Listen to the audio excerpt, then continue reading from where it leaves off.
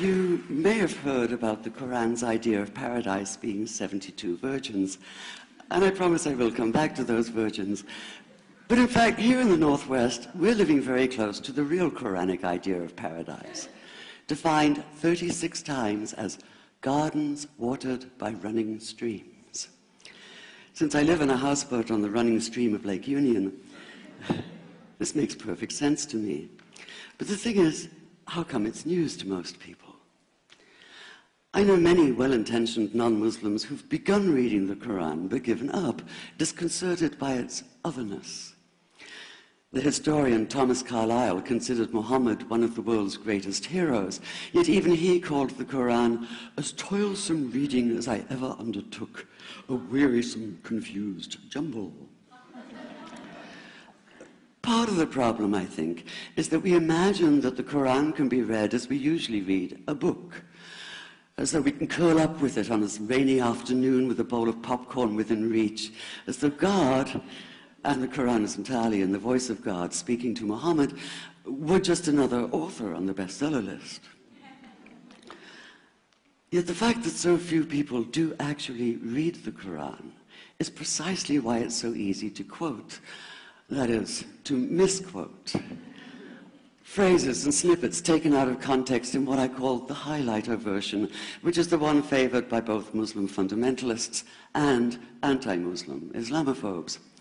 So this past spring, as I was gearing up to begin writing a biography of Muhammad, I realized I needed to read the Quran properly as I could, that is.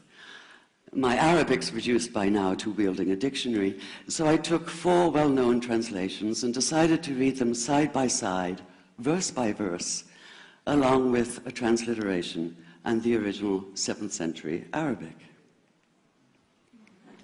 Now, I did have an advantage.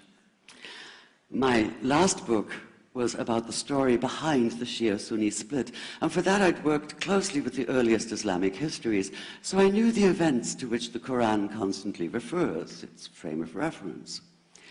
I knew enough, that is, to know that I'd be a tourist in the Quran, an informed one, an experienced one even, but still an outsider, an agnostic Jew reading someone else's holy book. So I read slowly.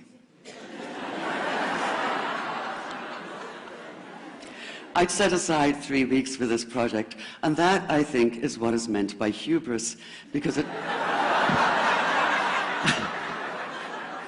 turned out to be 3 months.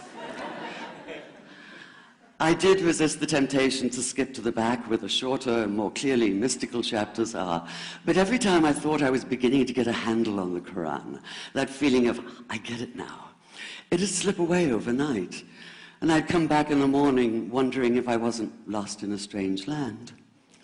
And yet the terrain was very familiar. The Quran declares that it comes to renew the message of the Torah and the Gospels, so 1/3 of it reprises the stories of biblical figures like Abraham, Moses, Joseph, Mary, Jesus. God himself was utterly familiar from his earlier manifestation as Yahweh, jealously insisting on no other gods. The presence of camels, mountains, desert wells and springs took me back to the year I spent wandering the Sinai desert. And then there was the language, the rhythmic cadence of it, reminding me of evenings spent listening to Bedouin elders recite hours-long narrative poems entirely from memory. And I began to grasp why it's said that the Quran is really the Quran, only in Arabic. Take the Fatiha, the 7-verse opening chapter that is the Lord's Prayer and the Shema Israel of Islam combined. It's just 29 words in Arabic, but anywhere from 65 to 72 in translation. And yet the more you add, the more seems to go missing. The Arabic has an incantatory, almost hypnotic quality that begs to be heard rather than read, felt more than analyzed. It wants to be chanted out loud, to sound its music in the ear and on the tongue. So the Quran in English is a kind of shadow of itself, or as Arthur Arbery called his version, an interpretation. But all is not lost in translation. As the Quran promises, patience is rewarded, and there are many surprises. A degree of environmental awareness, for instance, and of humans as mere stewards of God's creation, unmatched in the Bible. And where the Bible is addressed exclusively to men, using the second and third person masculine, the Quran includes women, talking, for instance, of believing men and believing women, honorable men and honorable women.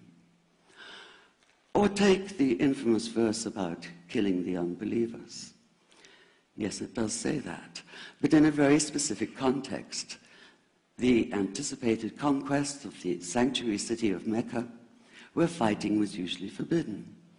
And the permission comes hedged about with qualifiers. Not you must kill unbelievers in Mecca, but you can, you are allowed to, but only after a grace period is over. And only if there's no other pact in place. And only if they try to stop you getting to the Kaaba. And only if they attack you first. And even then, God is merciful, forgiveness is supreme, and so, essentially, better if you don't. This was perhaps the biggest surprise. How flexible the Quran is, at least in minds that are not fundamentally inflexible. Some of these verses are definite in meaning, it says, and others are ambiguous. The perverse at heart will seek out the ambiguities, trying to create discord by pinning down meanings of their own. Only God knows the true meaning. The phrase, God is subtle, appears again and again. And indeed, the whole of the Quran is far more subtle than most of us have been led to believe, as in, for instance, that little matter of virgins and paradise. Old-fashioned Orientalism comes into play here. The word used 4 times is huris, rendered as dark-eyed maidens with swelling breasts, or as fair, high-bosomed virgins. Yet all there is in the original Arabic is that one word, huris. Not a swelling breast or high bosom in sight. Now, this may be a way of saying pure beings, like in angels, or it may be like the Greek kos, or kore, an eternal youth. But the truth is, nobody really knows, and that's the point. Because the Quran is quite clear when it says that you will be a new creation in paradise, and that you will be recreated in a form unknown to you, which seems to me a far more appealing prospect than a virgin.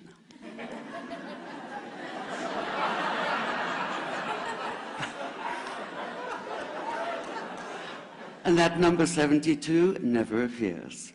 There are no 72 virgins in the Quran.